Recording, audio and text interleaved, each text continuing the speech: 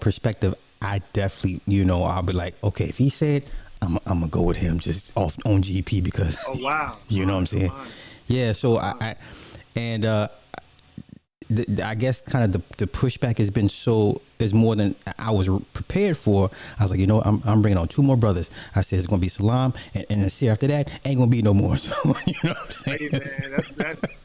Hey, I mean, I got to get my stuff together because that's more different. I Yeah, love yeah, that brother, man. yeah. Yeah, yeah. All right, so we're live. First and foremost, I'm humbled because I could look at you. I look at you as a big brother. Like, let me be on point as much as and I feel bad because I fell back from all my studies and lessons because of the dissension and all of the division, the backbiting, the cat fighting.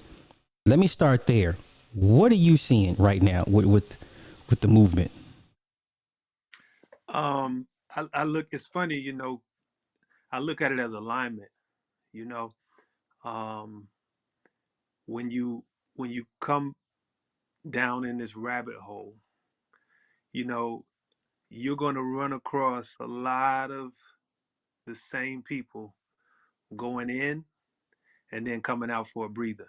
So, and I respect that. It's one of my elder Moors said, "A wise man changes his mind many times," and you know, for me, it's been more of um, an awakening after an awakening. It troubled me to find out a lot of my OGs from my neighborhoods. They knew a lot of what I didn't come to know until I was probably in my mid to late 30s. It troubled me because they didn't share that information with us, and so I point to a lot of the secret societies and the mum's the word type orders. You have them to thank. But one thing I will give a lot of them credit for is when I got it right, they gave me the head nod, like, good show, soldier. Okay. You're there. You're there. Now, um, the the danger lies in misapplication, right? Um, Especially in Los Angeles when I was out there, and I have affiliates from both sides, uh, good brothers, a lot of them know, right? So it puts you in a quagmire because it's like, wow, if so many people know, what's the problem?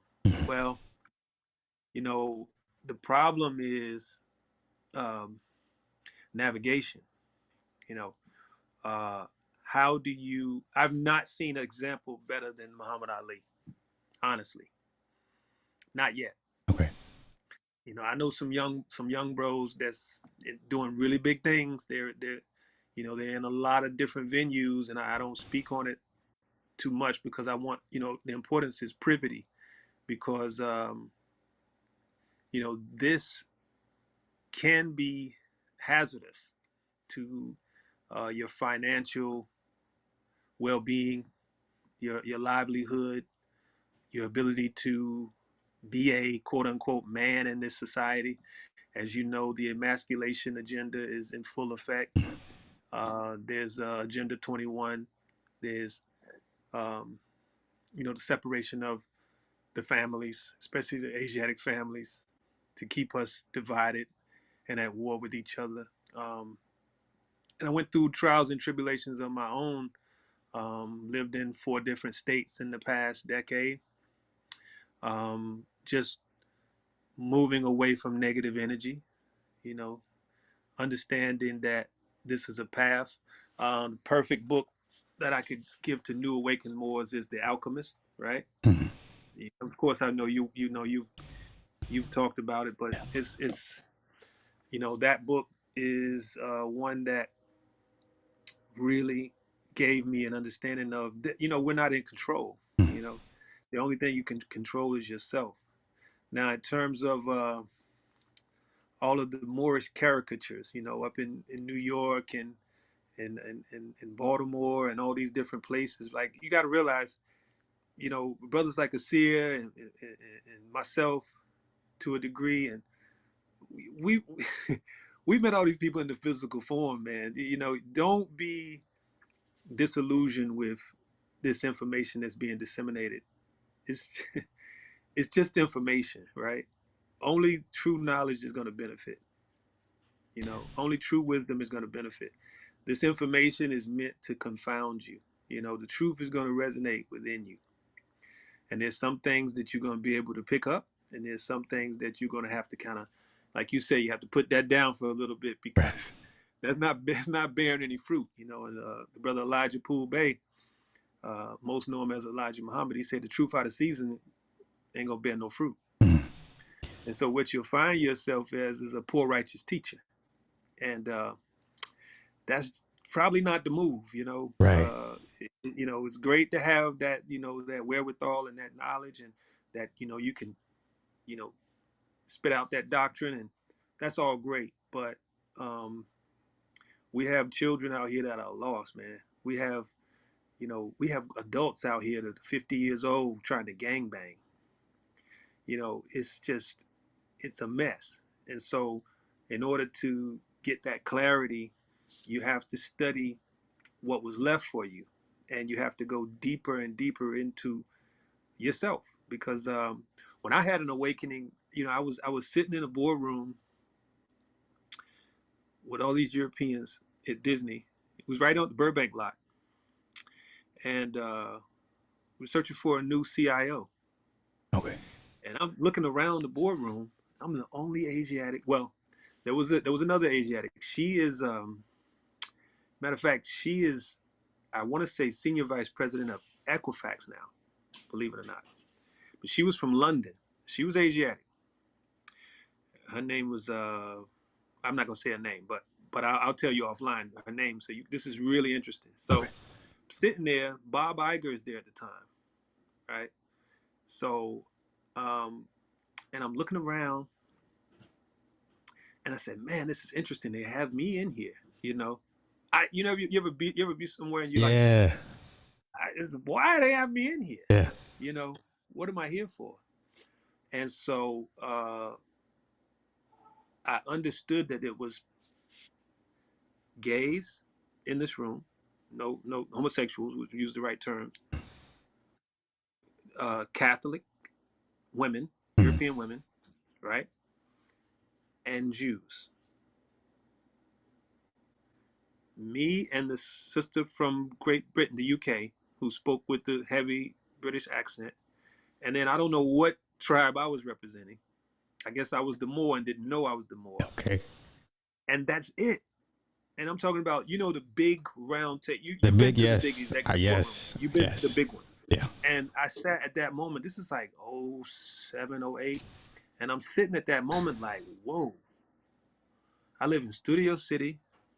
I got a crib overlooking Glendale. I'm driving foreign. I'm in meetings with the senior level executives of Disney. What is this about? Next thing you know, they had the writer's strike. I remember. Now it's time to lay people off. Right. Guess who's first? Guess who's first to get laid off? Guess who's first? Guess who they had to lay me off? The same sister. The same. Yeah. They pull me into a room and they tell me this, right? And so that was the awakening. I was just starting to learn about Noble Drew Ali that week. Mm. There was a brother by the name of Christopher Bennett Bay, and he and I, we were talking on the phone. He was in Rock Hill, South Carolina, and I was in LA. We were talking on the phone, and we were having these heavy conversations. And he hadn't told me yet, but he told me like a week before that. Week after, like 2 weeks after that, they give me like there's a period of time, like a 60-day period Mm-hmm. where you're finishing up, you're tying up all the loose ends, and then they're gonna give you your severance, and Right. then blah, blah, blah, blah. So all that's going on, right? And so I'm on Lancashire. I'm at this place called the Blue Moon. They having like a little party there, whatever. I'm hanging out, and I'll never forget it. I'm with a guy who was a male. God, he's a famous adult film actress. Brother, I can't remember. He's one of the most famous ones. Mhm. Classy dude. I just happened to be at the bar and he's there. So as I'm leaving the place, they got the little red carpet there. I can't think of the guy's name though. It's fun. It's so random, but it was just hilarious. So as I'm leaving out, the LAPD CHIPS officer, big brother. I'm tall. I'm like 6'4". This guy's like 6'4", 6'5", about 240. Big guy. He comes up, and my car is in the valet. I haven't got to my car yet. He's forcing me, coercing me to take a breathalyzer test. Remind you, I hadn't had anything to drink. Nothing. Told me that I blew over the limit, took my Jag, drove it, parked it, came back, gave me the keys, took me to jail. Strange, right? But just to give you the backstory, I was born in Birmingham, Alabama, right? This same CHIPS cop was found by the FBI to be a racial profiler, where he was changing the race of people that he was getting locked up. But he was an Asiatic man that identified as a white man. He was from Tuscaloosa, Alabama, and he was a Marine, a former Marine. Today, now this was in LA. This happened in LA. Today, he is the chief of police of Birmingham, Alabama. Today, right now. Gee. You can't make this stuff up. This is all going to be in my book. But this guy testified against me. My lawyer, look it up. His name is Jeff Chikay. He was a child actor. He framed me up. This is all a setup. This whole thing was a setup. He was a lawyer for Columbus Short. Okay. Got him locked up. Look it up. He was my lawyer. I met him through some people I knew in the entertainment business. Paid him $10,000 to make this case go away. He took the $10,000, right? We ended up going to trial. We wasn't even supposed to go to trial. It was a simple case. All you had to do was subpoena, was to get the breathalyzer. Because I knew I hadn't had it. Well, guess what he did? He put a motion to suppress the evidence in. Right. And so went to trial, jury trial, trying to give me jail time for a fake DUI. All right. I had 2 counts. Remind you, nobody understands that it is impossible to get a DUI if you haven't been drinking. Right. It's impossible. In LA, it's possible. So my own lawyer put a motion to suppress, unbeknownst to me. His name is Jeff Chikay. Hopefully he gets exposed. But he's already been exposed. Columbus Short exposed him. Yeah, I There's a remember picture. Columbus going in on him. Yeah. You can Google him. You can Google the picture of him looking at Jeff Chikay. It's the same way I was looking at him because I was In the charged with 2 courtroom. I counts. remember that. Yes. Yeah. Yeah, I was charged with 2 counts of DUI. The jury dismissed the first count because it was clearly the police report didn't line up with when I got arrested. It was like 6 hours. I spent LA 6 hours in the county, and then finally I was bailed out. But either way, the times didn't go. So they convicted me of a misdemeanor under the Vehicle Code of California because they couldn't believe I didn't have a criminal record. So because I didn't, they made sure that I did. Damn. But it was an infraction, right? So it ended up not being a DUI, but it was akin to a DUI. They call it buzz drinking now. Okay. So I'm the only person in the history of California to get a buzz drinking ticket, a conviction and nobody could find the breathalyzer, the equipment. They roofed the equipment. So this is all with Jeff Chikay, who I found out was a Freemason.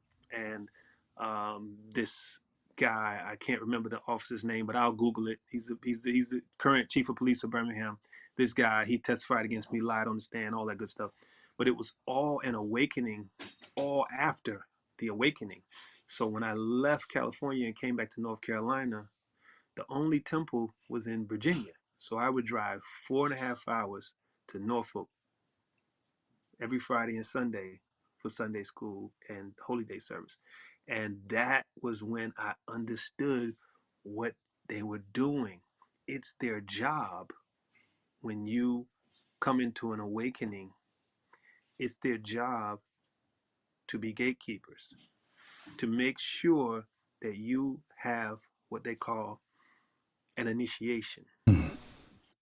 And so if you talk to a lot of brothers that wake up, they have similar stories, especially ones that have been in high positions, right? Mm-hmm.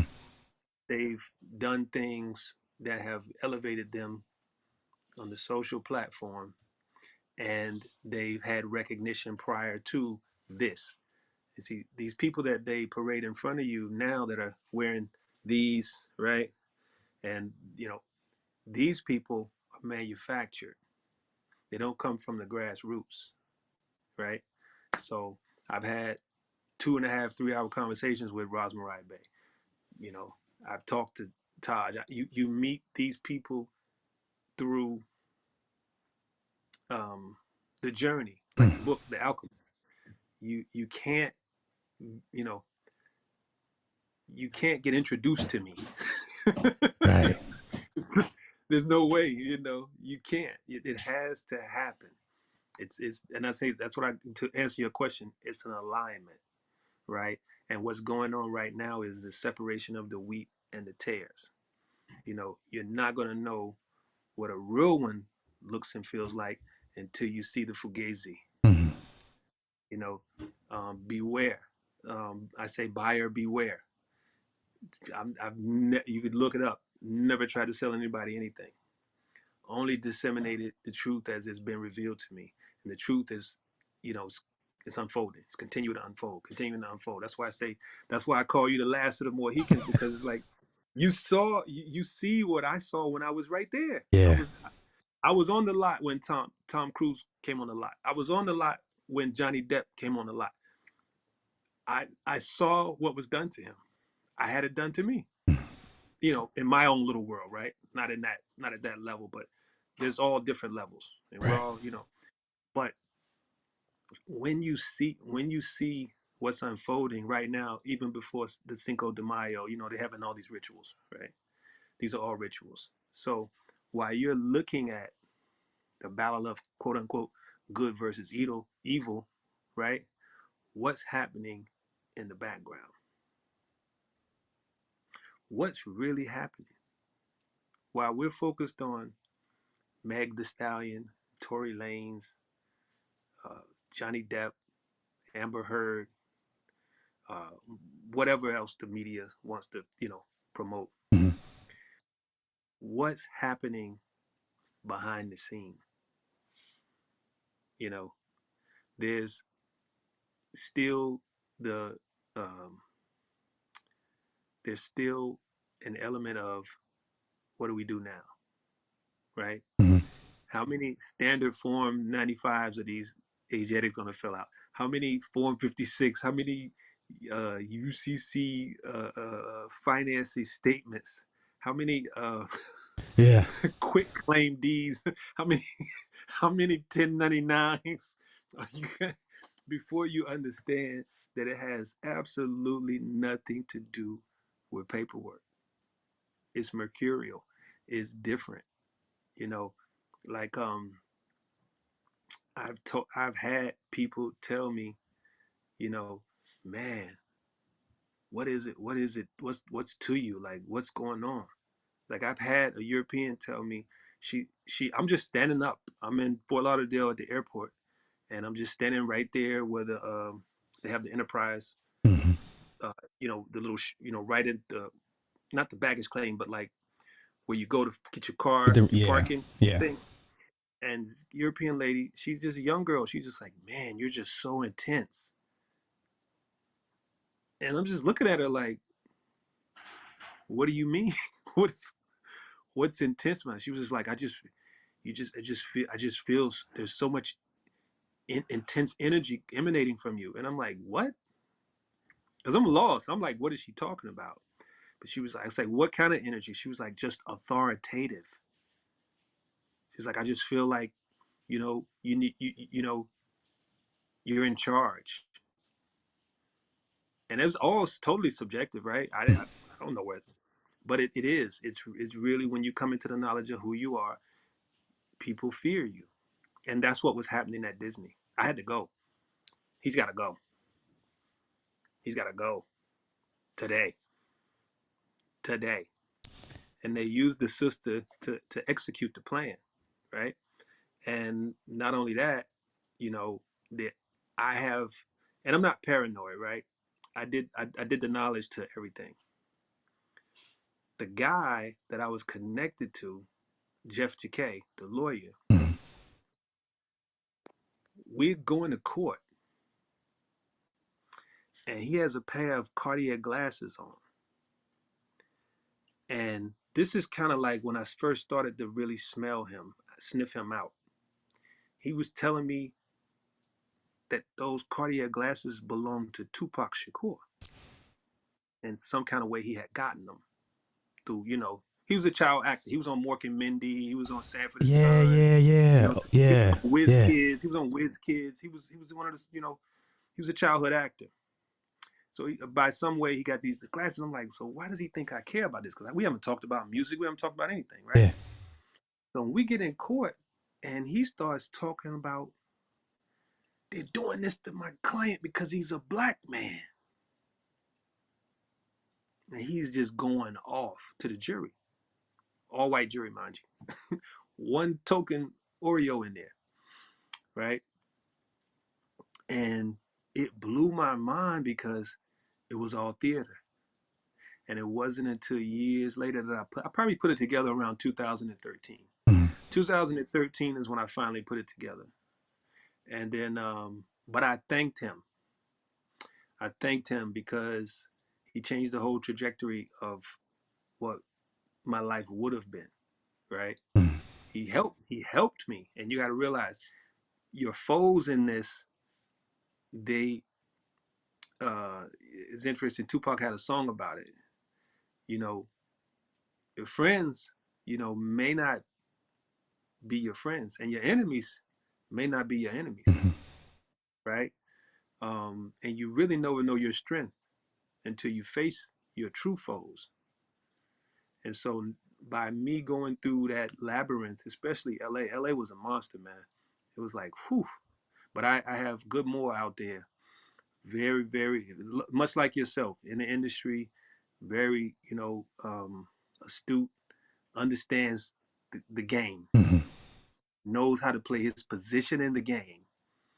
And I actually one of the reasons that I was excommunicated from Disney is because at this time his ex-wife, his now ex-wife, she was a producer at BET, and I had her a position at Miramax, and this is right when they were acquiring Pixar, Okay. and she was up for a position, and she was 100% qualified, like she was a cinch. She was in, but she was too black. She wasn't Disney-esque, right? Enough said. Yeah. So Yeah. I used my moxie and my leverage to kind of force the issue of, hey, and I got her that look. Well, when I got her that look, she ended up having a liaison with one of the European Imagineers, and I didn't know she went that way. She was from Detroit. I didn't know, but she was married to my man's, and Oh. I found out, later on when they got divorced, going through a whole bad divorce, that she was sleeping with the hiring manager, the executive, because she kept coming up there for lunch, and I kept seeing her on, at the lot, and I'm like, well, you keep coming up here, I'm trying to get you on, but you showing up a lot, but Mhm. she was being invited, Mhm. and so she played herself. And so I ended up becoming a casualty of that war because I was like pressing, Press the like, issue for her. Yeah. hey, I'm Damn. trying to get her on because this one of my best friends in LA. It's one of my best friends in the world. Good brother, man. And but it's funny how things work in that world but it's so much akin to what's going on in this paradigm. Because if you look, let's look at, I won't speak on one brother, but you knew him from the New York conscious community. I won't say his name, but he relocated to LA, and I think he's in Florida now. Yeah. But if you look how he was able to speak himself into that arena, and then he got out there, an arena that you and I have already been in. So we know what it is. Right. We know what it is, right? But he didn't know the ways. And look what it got him. And he said that on record, he said that he rocked with us 1000%. I got the audio and video. He said he rocked with us 1000%. But he don't rock with us. He rock with them. And you see what happens. Mm-hmm. He said, and I was, just like you, I'm sure, given opportunity to sell your soul for riches and all that type of stuff. It's, people that haven't been in that arena, they don't know what they mean by that. Right. Right. There's layers. There's different levels of capitulation, right? And they always do it through women. It always comes through women. It never comes from your homeboy trying to convince you to do blah da da da da. Right? So look at first the clothing, right? Then the vernacular. Who do they start sounding like? And then what are they talking about? Right? I'm talking about autonomy, liberation, self-determination, order, familial relations, right? I'm talking about being able to establish your legacy and control your lineage. They're talking about money, drugs, women. Not necessarily in that order. Most of the time, money comes first. Yeah.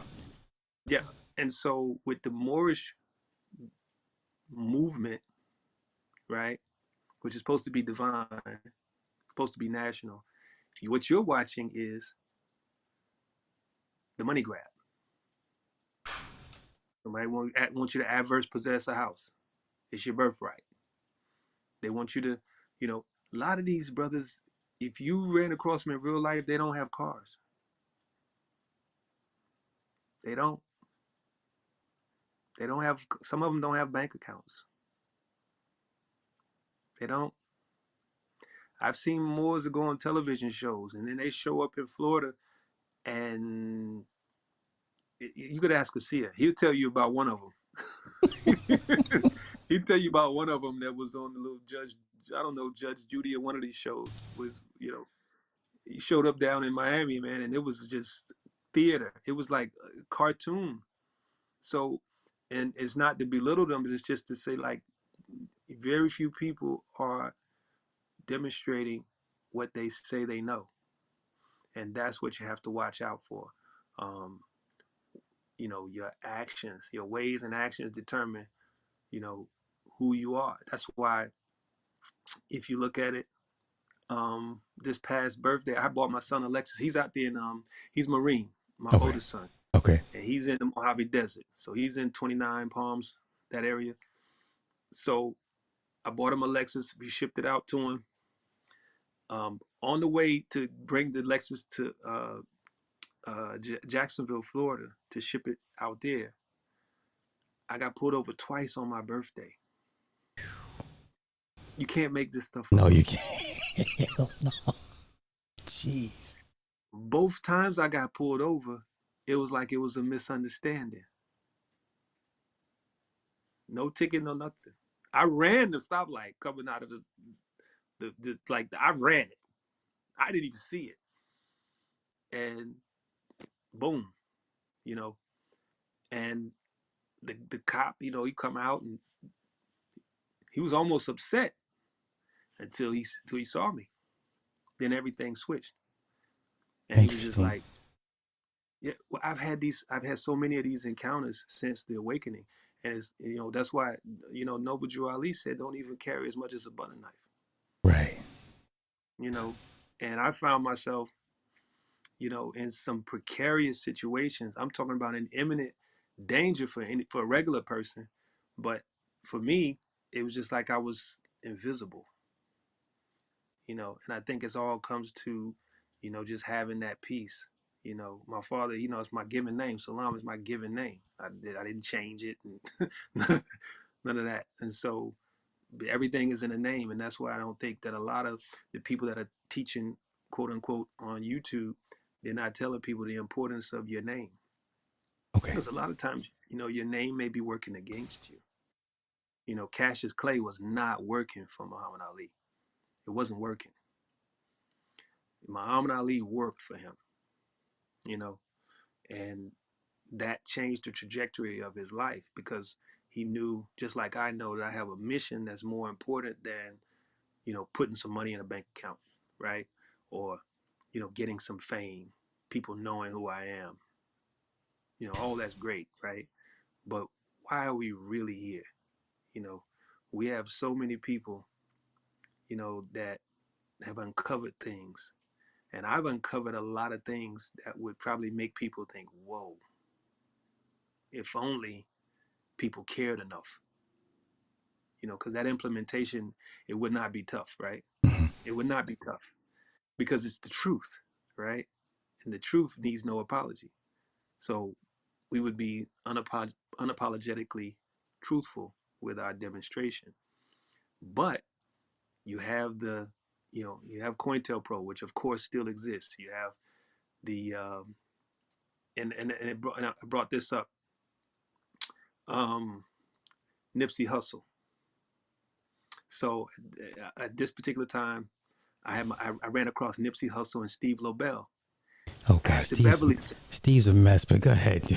Right. Yeah. It used to be with Bone Thugs and stuff like Yeah. that, right? So I be trying to tell you cats know, be like, he ain't that bad. I'm like, man, oh, okay. you know him. You know him. When you said that, I knew you knew him. So, and he's married to a sister. It's Yeah, crazy. he loves sisters. Oh man, more than we do. Yeah. So, so, so either way, right? You know how dangerous the Beverly Center is. Yeah. So I'm there. I'm there one deep. As I always am. And behind me, I'm in the valet. And behind me is a black Range Rover. Big boy joint. And Nipsey gets out. Now I knew him because I was supposed to go to one of his shows. One of my good brothers out in, he's from Compton, but he was a pretty big promoter in LA at the time, and he invited me to Nipsey's show. It was right up the street from my spot in Studio City, and it was a little club out there, right on Ventura. I go there. When I open the door, LAPD is everywhere, and they I just shut the door back. I'm opening the door to go in. They got everybody in there laid down. They took all the 60s, and all them guys went to jail. They locked up the whole club. This is the first time I came across Nipsey Hussle. The second time I came across Nipsey Hussle, I'm at the Beverly Center. Like I said, I pull up to the valet. They come get the car. Behind me is a bald-headed European, which just turned out to be Steve Lobel. I Mhm. bugged out when I seen him, because the last time I had seen him, he was with Crazy Bone and them guys, Mhm. all them guys in New York. And Nipsey Hussle jumps out, and it threw me off because he's my height. He's about 6'4", 6'5". He's a tall brother, but he was super skinny, Yeah. right? But he had this energy, right? The same energy. And I knew he had all these chains. He had his chains on and everything. And I'm like, boy, this brother, he got to know something to be out here, jeweled up, at the Beverly Center. Yeah. This is like right up the street from you know where. Yeah. And he's in blue. Yeah. And these guys don't wear blue. And I was like, whoa, he's this is different. And he gave me the, yeah, I see you, King. He gave me that. And I Okay. gave it back to him. Oh, Okay. all right. And he went in there dolo. He went in there, and like I said, that's how I always have rolled. And I'm probably one of the only people that have gone into the Magnolia Projects dolo, right? Me. This was during when the Rams played the in the Super Bowl with Tom Brady's first joint. Oh, yeah, in This oh is when the 02. Magnolia was the Magnolia. I think this is in oh 02. But I, Yeah, yeah. right. But I wanted to go, and I went, and I was with a dude from Southeast DC, a female from Watts, a brother from Louisville, Kentucky, and another brother from the Desire Projects in New Orleans. And none of them would get out of the car. Jeez. But I got out because I was just, I've always been a little different. So I was probably crazy, but at the same time, I wanted to go. I was totally accepted. Totally accepted. But he had a different, it was the same energy, but different. Totally fearless. Totally fearless. Probably had on about $6,000-7,000 worth of jewelry, Rolex watch, rolling up in the Beverly Center by himself. And he was with Steve Lobel, so basically he was by himself, Yeah. right? No, So yeah, I just basically, yeah. to get to when I heard what happened to him, I was like, whoa, that was no way to say it, but that gave me the same energy that what happened with Pop. Mhm. Because I was the night we were supposed to meet Pop, I was playing college basketball at this time. This was '94. He had a show in Raleigh, North Carolina, at the club called Kamikaze. Anybody from Raleigh that remember this club? This was the spot. Pop beat up the promoter, and listen, the night we were supposed to meet him, he beat up the promoter. They canceled. Well, they didn't cancel the show. They brought the '69 boys. Man, the dudes that they was about to tear that place up, man. The girls was loving it, but Of we was just course. like, come on. The '69 boys. No disrespect to '69 boys, but come on, bro, Pac. And so that was the one time that I was supposed to actually come across him. But Pac had that same energy, fearless, just listen. But it was kind of like the Gemini thing get kind of crazy, But I would always think about that night because we were just like, man, tonight we're gonna see Pac, and that's one of the only reasons why when I first ran across Nipsey that I wanted to go to his show just to see Mhm. what it was about. Yeah, because he had it. He had that energy, and it's rare now. It's so rare, and we have I don't know. We every time we get somebody with that energy that comes to the forefront, if you notice what happens, right? It's unfortunate, but it keeps happening. Yeah, what I've And so noticed, that goes into they just start moving pieces around them slowly but surely. It's always the manager, it's this guy, it's that guy, and 5-6 years later, you're looking at you're so in it, you don't realize the changes around you, and then right. they close the door on you, and yeah. It's it's it's it's a constant alignment and realignment, and that's why I stopped looking at it as something bad. I started looking at it as something good, because what did it say? Noble Drew Ali said, "Death is no enemy of man, but a friend." I was like, "Ooh, that's cold. That's cold." But if you go to New Orleans, right, and they had a second line, and you see people celebrating, and it tells you in the Bible that you're supposed to be crying at birth and laughing at celebrating at death. Mhm. So I guess that's the part of it that I was like, wow, I really need to get some more understanding. The more that I learn, the more I realize I don't really, I'm a baby, you know.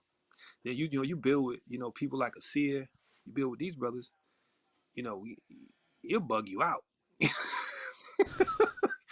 You sitting there like, man, you know, I've been studying, but I never thought about it like that, you know. And then there's others, I met brother Lean Bay in what was it 011, 012. He was ill. He was ill. I was like, whoa, you know. Who else? Um, oh man, David Bailey ill.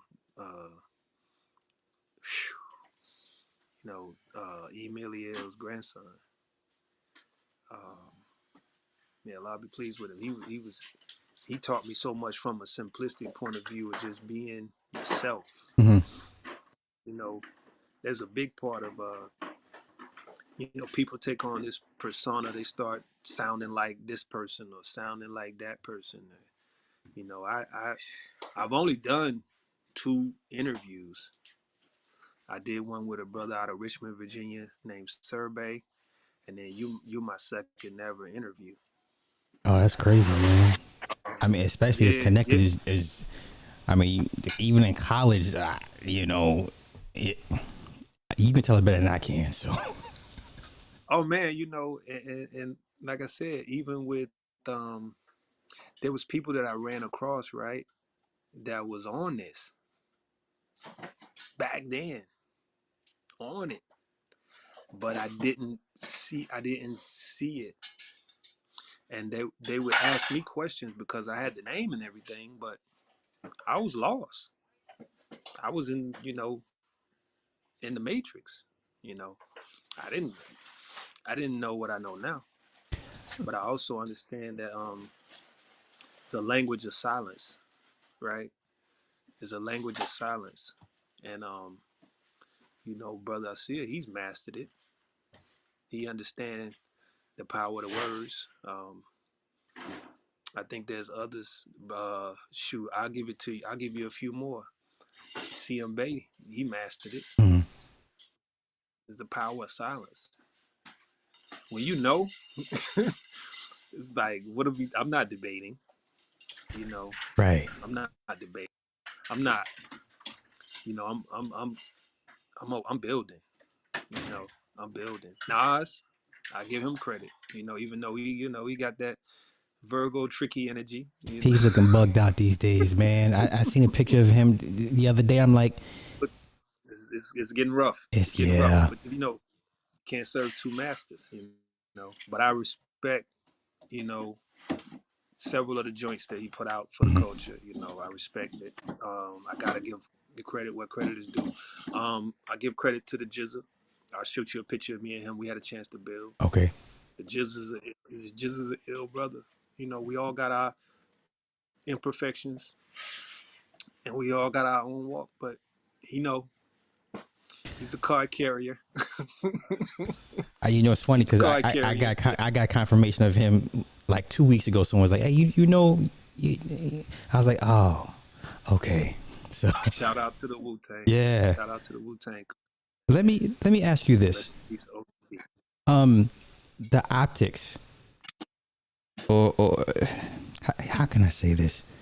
The optics of the movement, do they concern you, or you don't pay any mind to it? The perception, as of late, Mm. and the reason I Oh, the ask, slander. The, well, the slander. Oh, let me preface my question. So, like, let's say 2014, 2015, Moors were mainstream, right? If anybody had the juice, it was the Moors in 2014, 2015. If that was considered a mainstream moment, what right. happened? What happened in your eyes? Uh, they got jobs.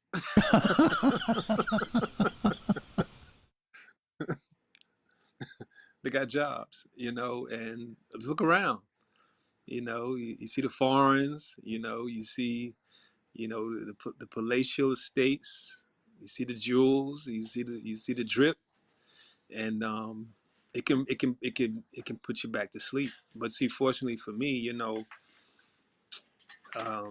I was already exposed to stuff early 20s.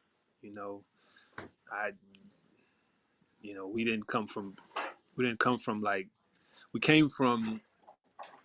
My father was the first to go to college. I was the first to graduate. Okay.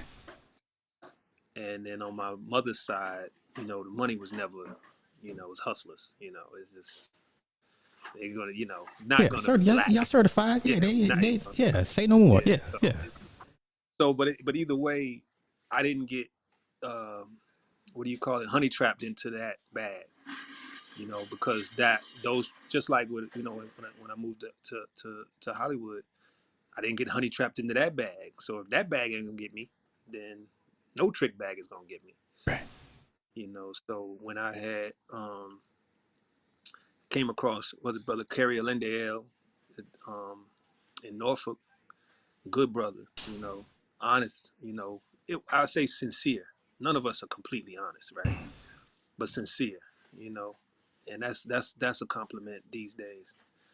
And when you carry out the teachings and the principles of love, truth, peace, freedom, and justice, you're gonna give everybody their just due. That's why you won't hear me talk down on brothers. You know, I'll speak truth because there's no apology there. But if I'm not asked directly, I won't speak on someone's misdeeds because I'm not perfect. I've done things that probably make me blush, me and you blush. But I try to see the like if you look at, okay, let's speak on this, the rise of the Moors That demonstration, was my right? next question. Yeah, I'm dying to get All your right. perspective on it. So let's look at the place where it happened. I want to say Massachusetts or Rhode Island, one of those two states. Look at the laws as they pertain to the Moors in Massachusetts, Mm-hmm. right? There's ancient laws that you might want to look up about tarrying in the Commonwealth up there, Okay. right? Now, also, you have to look at the legal aspect of it. What is the telltale sign that you're of this ilk? It's the surname. The surname is the legal name in law. Look at all the newspaper articles. Tell me, do you see the Asiatic surname? Mm-mm. That's the problem. No entitlement, no divine right. All right. Okay. So, not only that, when you're dealing with those enclaves, those are settlements. So you got the colonialism in effect, and then you got the commercial aspect of why are you on these commercial roads that have been bought and paid for, transporting contraband when you're espousing the teachings of this man who said, don't carry a butter knife. But you're going to train and do what for what when you're at peace and amity? So I'm asking, if you're at peace with the quote unquote British, yeah. quote unquote French, 1783 Treaty of Paris, right? Then if you're at peace, then what's all this? And the big question is like whenever you have a discourse with what we call highwaymen, is not what happened, is who it happened to. Right. It's never about what happened. Ever, ever, ever. It's always about who it happened to. I've had them do nothing but help me. I was falling asleep one time on 95, and I'm he followed me for like 3 miles before he finally pulled me over. Then he took me to Denny's, showed me like where the nearest Denny's was so I can get some coffee. He let me ride behind him because I was. This is all after he found out who I was. Mm. Because pulling me over, of course, to write me, cite me, whatever, Right. for not maintaining the lane or whatever. Gave him a passport.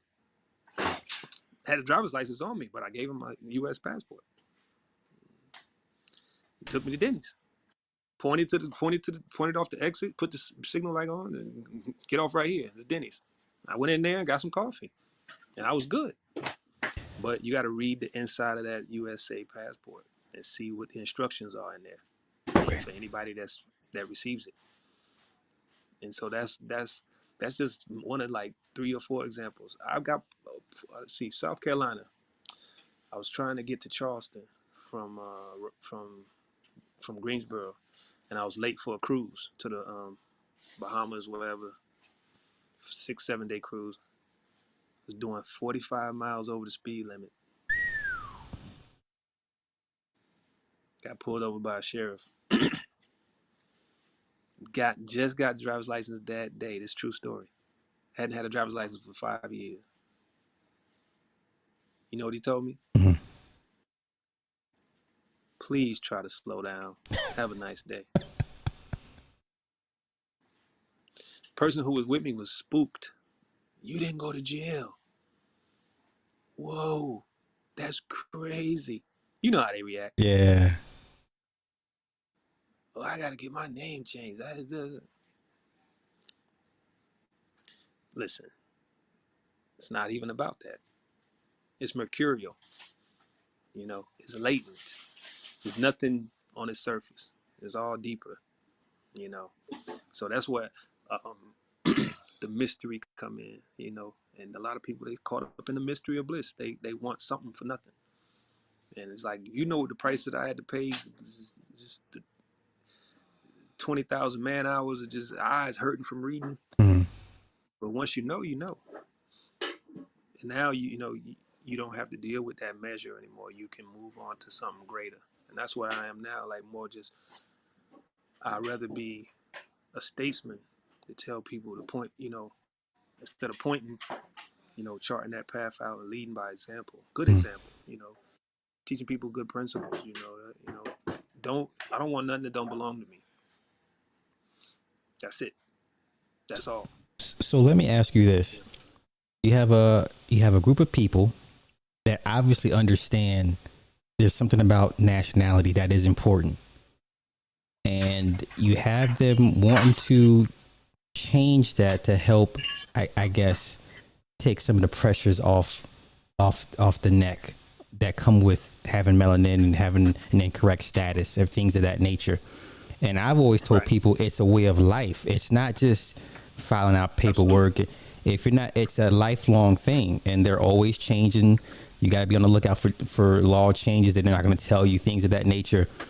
Right. Okay, can we? So we just admit that the majority of our people are just not ready to live that life.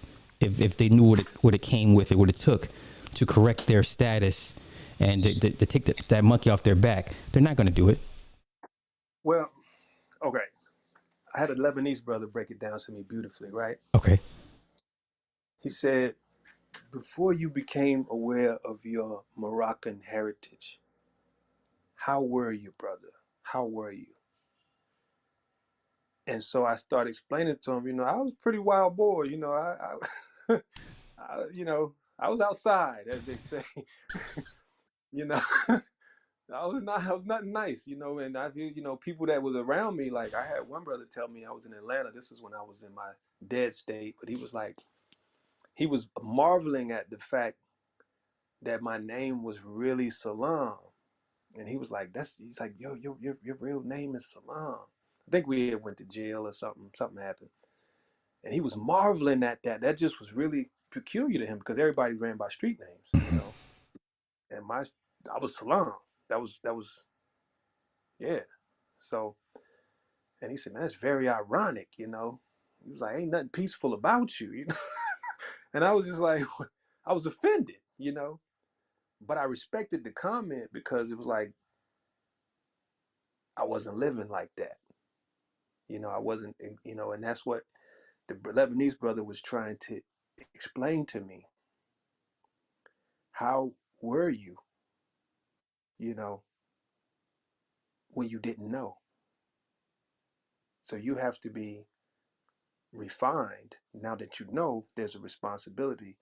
And now you have to come into that higher self, that understanding that I have to be an example to others so they may want to better themselves. If you think your life can be better, right? And I do. I thought my life could be a lot better because I have the only, my 19-year-old son, I'm proud to say, is one of two Marines who hasn't been vaccinated. Nice. Alhamdulillah. And that was, you know, it got tense. I can imagine. He called me one day. He was in a conference room. It was like 13, 14. My son is about 6'3", about 185. I'll give him. He's not a small child. And he's a man. You know, he's a sharpshooter. You know, he's from Philly. You know, so he's tough. He's from South Philly. But you're outnumbered. And they had Muslims in the room who had been taking the jabilation. And so there was pressure. So because he hasn't turned 21 yet, he turns 21 on July 3rd, they had the chaplain call me. And I demonstrated. And all was well. So he's one of two. That's what's up. And that you can look it up in the newspaper article. But it only came from him standing firm in his, conviction. Yeah. Because, you got Islamism, which is the faith of Islam, right? And then you got Islam, which is the religion. When religion means to restrain. So how could it be peace if it restrains you? Right? Right. So it's concept, it's dogma. That's why Noble Drew Ali, what he brought was so profound, because when the brother from Lebanon was trying to tell me was, how were you before you knew? Be yourself. Be a better you. That's it. You don't have to start wearing kufis all the time if that's not your measure. You got more with the big tall fez. You got some right. wrapping Yeah. the turban around. Yeah. That's great if that's you. Right. Derrick Rose started wearing this after me. Ask Brother Asil, he'll tell you. I remember when he started wearing. I was like, okay. So. Yeah, but the sister, shout out to Sister Mariam Bay. She's give the sister the plug. Sister Mariam Bay out in Washington State territory. Sister is phenomenal, and like I said, you got to be you. I used to wear these joints in the streets. It didn't have the tassel, but it's the same joint. Yeah. And so the Lebanese brother, he really, he like, wow, it blew me away, because I was like, yeah, I was all right, and then I had a little young kid in South Central LA. He said, man, if the Moors was like you, I'd be a Moor. I said, well, you could change that, because you could still be you. Because he want to be like me. I want you to be like you. Because he was a cool little dude. He's a cool little dude. And he was awake. He was open to receiving information. A lot of people are not open to receiving information because of the indoctrination. When I moved from Birmingham, Alabama to Georgia, first grade, the first thing they did was put me back in kindergarten. Really? Yeah, I was supposed to be going to this. Yeah, first thing they did, because I was young. And they used to put the dunce cap on me because I was bad. I had a big afro. They used to say, what you talking about, Willis, and all this other stupid stuff. And I'm socking people, First time I went to school with Europeans was in Georgia. Yeah. First bathroom break, European called me a nigga. I socked him. That's just socked him. So he took me to the principal's office. My mom had to come right back up to school. And she was a teacher. So It's like, imagine, but my story is interesting because I was exposed to a lot. My mother was roommates with Lionel Richie's first wife. She went to school with Tom Joyner. Wow. All the Commodores. Okay. And my dad used to serve them. He was, he's from Birmingham, so it's all full circle. When's the book coming out? Right. Well, I got the cover to it done. So I got the cover to it done. It's crazy that you said the sister in LA did the artwork for me, but yeah, I got the cover to it come right That's here. What's up? All right. Okay. We gonna blow it up, man. But I want to take my time with this because it's my life work, Of course. And I want it to be we'll have real court abstracts, documentation, authentic, right? Brother C has seen some of the work, like real newspaper articles. A short Google sometimes you can catch some of the stuff, but like real encounters, man. And I want people to know that whatever you're seeing is just like watching TV. It's just like when I used to watch TV about LA and Sunset Boulevard and Crenshaw, and then I went there for real. Two things similar are not the same. So, bruh, it's funny you said that because I remember when I first watched Boys in the Hood and Menace, I was like, I'll never go out there Sure enough, 10 years later, Then my you ass end up is out out. there. The fuck is going on? Right, right. And it's a little bit more, I would say, the difference in watching it is a little bit less sensationalized when I was actually in Inglewood, when I was actually, in Watts, when I was actually, on Slauson. It's a little bit less sensationalized, a little bit more grainy. Like I say, I feel a kinship to those brothers because they all of their parents and grandparents come from Alabama, Mississippi, Right. Georgia, Louisiana. So the relationships is there. You can feel the familial ties. But the one thing that I lose is the incoherent tribalism. Like there's a switch, right? I heard like I've been in some tense situations where people ask where somebody from and it just get real different. Yeah. Yeah. And you feel it like this probably ain't gonna go well. I give you one funny story. I always like to tell stories that make me relatable because all right, so one of my teammates in college was from Staten Island, New York. So he had a cousin that was from New York, and he ended up moving out to Cali, and he was in the pharmaceuticals, just with the trees and everything like that, and so he's back and forth from New York. So we run into each other in L.A. and he's a smooth brother. He'll put you in the mind like a Mike Geronimo type. He got Okay. that kind of like vibe to him, like a real smooth brother, low key New York, very on top of things. Yeah. But he got a guy with him, his boy. He's from Brooklyn, and we go we go to like a 420 party, and my homie from Compton, he turned me on, and he's from his whole neighborhood is Crip, the whole. But he's not affiliated, but his whole family, whatever. So we go to this party, and it's like pretty much whatever you want, it's there, right? So what is the Brooklyn dude doing? He's taking stuff. It's all free, but turns out he took something from some people there that you can't take stuff from, Right. and so now everybody is pretty much up in arms. And he's the main one going off about he didn't take nothing, da da da da da, putting it on his mama and all this other stuff. Damn. So I'm doing my best as a non-affiliate, right? No, neutral to ameliorate the situation. I'm not doing that well. It's going south.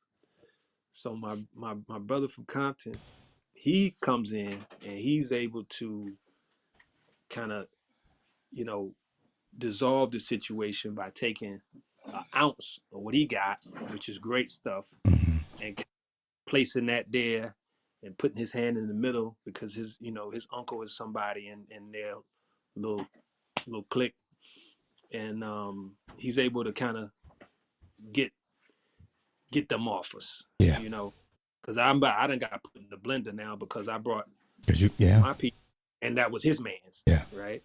So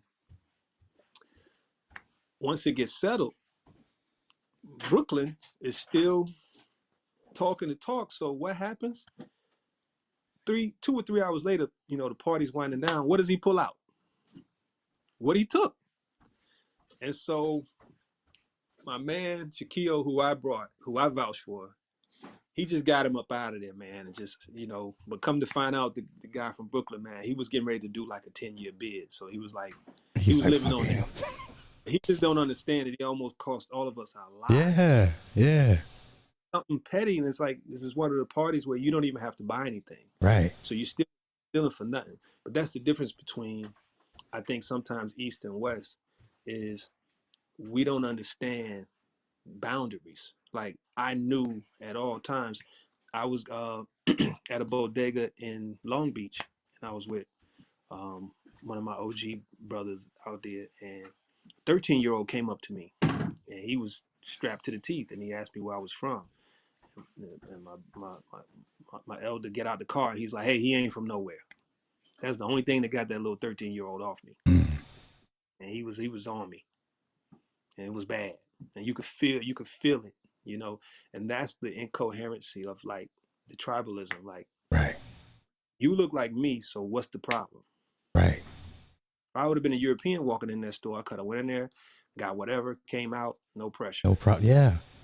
But That's why. because you look like me and I hate myself, I want to know where you're from because I'm hoping you're from somewhere that's adverse to where I'm from. Right. So I can have an excuse to punish you because I want to punish myself. I want to segue into the youth part of it.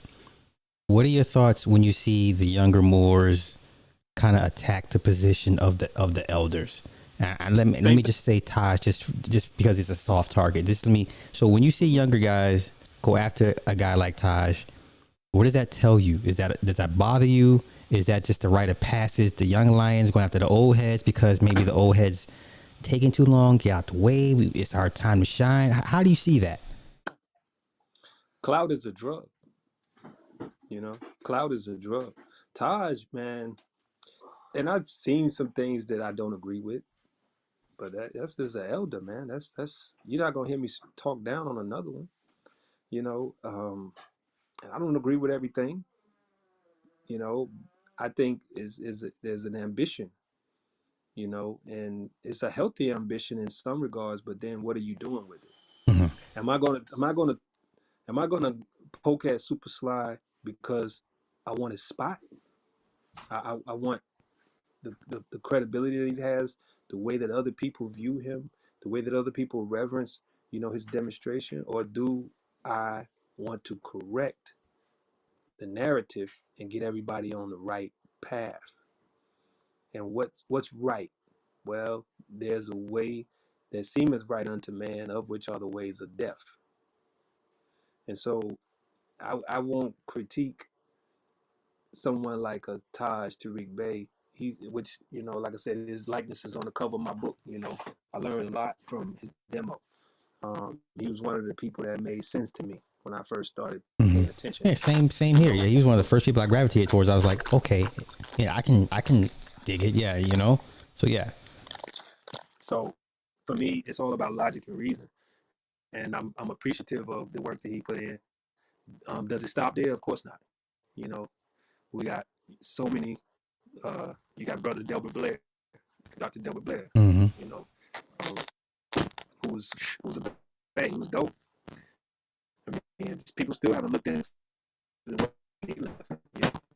And there's so many more. I'm leaving out so many. The brother who wrote the Consecrated Talisman, he was an L brother. Um, I hate that I can't call his name at this point in time, but he was the author of the Consecrated Talisman. You know, another one that had that energy, and had to they had to remove him. Someone in the chat's gonna know his name. From what don't nobody know. Wait, hold up, But Salami. You're borging a bit. Prince Your audio's kind of wonky. I think they're messing with Prince us. Pardon, sir. Let me get back over to the other side of the house where I got some more Prince Uriel Bay. Yeah, Uriel Bay. Yeah. Honest to him, honest to the brother. So many of us got pieces to the puzzle. I would just be, it would be obtuse of me to start trying to critique and publicly, uh, you know, disparage them, even if they had a concept, you know, and they were mistaken. You do that in private. You know, if we're supposed to be one nation, right? You know, I'm not going against any of these brothers. You know, even the ones that are purposely, you know, putting out false narratives and misinformation and disinformation. I let them expose themselves. And you've seen a lot of them fall. You've seen a lot of them rise and a lot of them fall. Oh shit! Damn, I lost him. Crap. Yeah, that's my man Salaam Bay. Salaam Hall Bay. Hopefully he comes back for another 5 or 10 minutes before I'm gonna let him go because he's on the East Coast and it's getting kind of late. So oh yo, Necessary, where you at? Necessary with the super chat. Just on GP. Thanks, hon. Brown paper bag. Okay, you don't have to always agree with the guest, but come on, y'all.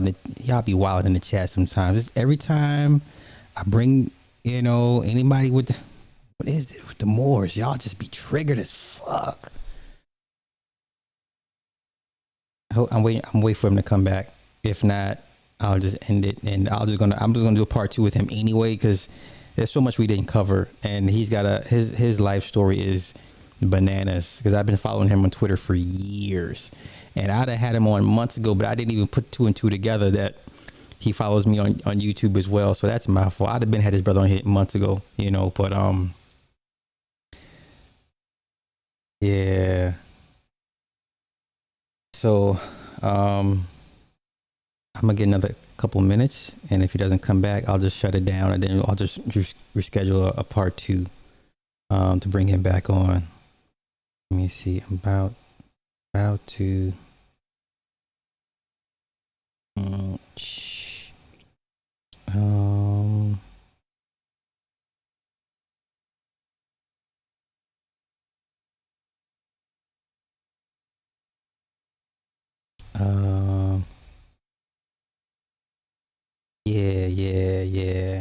yeah. Shout out to all the Moors in the building, but some of y'all, not y'all, but some of, what I'm saying, it's like sometimes it's extremely triggering. I don't understand why. I mean, I get it, but not to this extreme, like they're very, I guess. So let me hit them up real quick, and shoot. Hey, don't worry about the connection. Oh shit, now you want to go dead. Hold up, I'm just texting right now, y'all. Just bear with me. I want to bring you back on for part 2 of our build. Or schedule permitting. Okay. All right, my bad. So yeah, I just reached out to him. I'm gonna reschedule, do the part 2, hopefully later on this week, and I'll bring him back. And then once I get a seer, it's gonna pretty much be it for my series. I think I'll be done with the series, and then I'll move on from there. So oh, they shut your phone off? Oh my fucking God. Bro, it's all good. Hey, I just text you. I want to bring you back for part 2. So just let me know whatever your schedule permits, either this week or this weekend, because it's so much. You have such a long, vast story and history. I kind of want to give you, its proper, time to breathe. You know what I mean? So, Salaam, bro. Like I said, I just hit you on Twitter, bro. So just let me know whenever your schedule permits, I can bring you back for part 2. Because like I said, there's so much to build on and to talk about. So with that being said, I want to thank my guest Salaam Bey for being on here, for his time and energy. Thank you guys for hanging out. And then when I get a chance to reschedule part 2, I will bring him back. Shout out to all the Moors in the building, but y'all got to chill. You can't make this up, bro. We're working out, no doubt. Peace. Yes, sir. Peace. Islam, bro. Yes. We're going to work it out. So we're going to reschedule that. And it's all good. Don't worry. I'll lead this up. It won't go on the Patreon. It'll be for everybody to gleam off of. So with that being said, let me get up out of here. And I guess go for a walk around the block or some shit.